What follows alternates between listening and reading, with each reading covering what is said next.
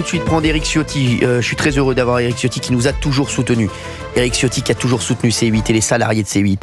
Et je vais vous dire, moi, tous les politiques qui réagissent là-dessus, et pour moi, franchement, j'en leur serai reconnaissant à vie.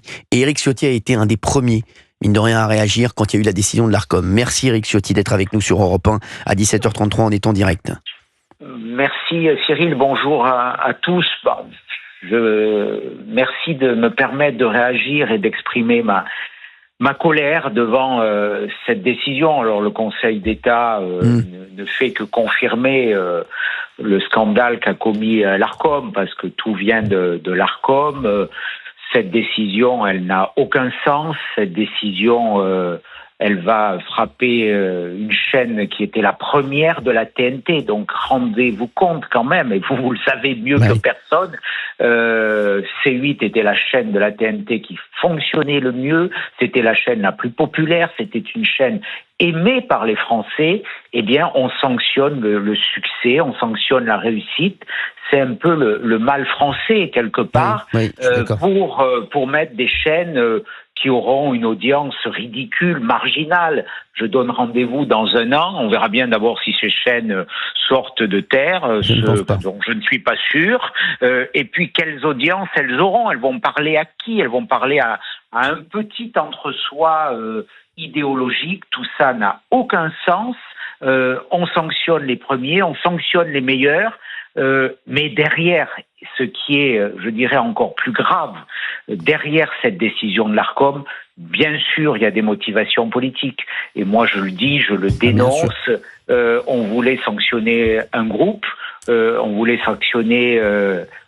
te sanctionner, Cyril, et on voulait sanctionner la liberté d'expression. Voilà, il y a une certaine gauche qui, je le dis, et c'est d'ailleurs une analyse très très fausse, parce que C8 a donné la parole à tout le monde, et j'ai été invité plusieurs fois. On a eu des débats avec des chroniqueurs qui étaient très hostiles à mes positions. C'était un lieu d'expression, de liberté, mais la gauche ne supporte pas de perdre son monopole idéologique.